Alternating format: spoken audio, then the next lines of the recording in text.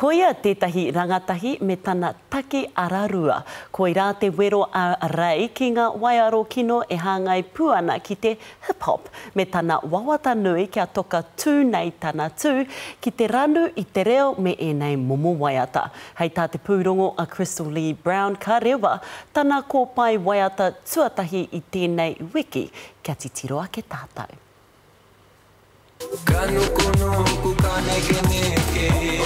He whakatakanga tā rei ki te whakaraura i te reo Māori o roto i te ao Puoro Hipi Hope.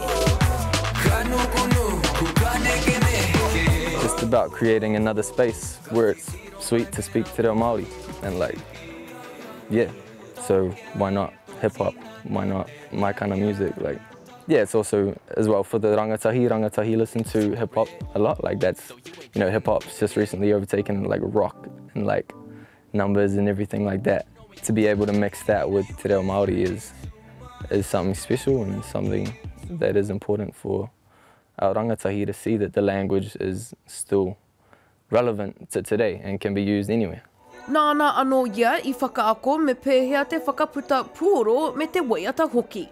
Hei tāna, ko te whainga matua o te kōpai nei, kia aki-aki I te hunga rangatahi, kia tū rangatira, kia rangatira hoki te whakaaro ki roto I te ao Māori. Ko te tino kaupapa o te ipi, ko te rangatiratanga,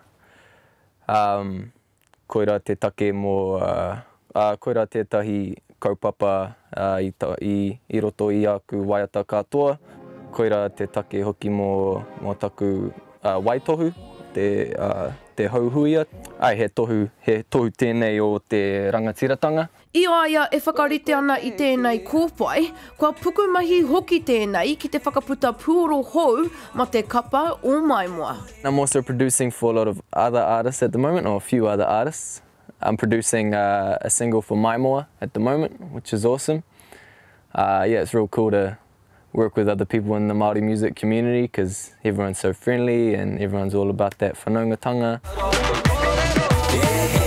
Hei te rua te kou o Painga Whawha tēnei kōpai e tukuna ki te Maria. Crystal Lee Brown, Te Karere.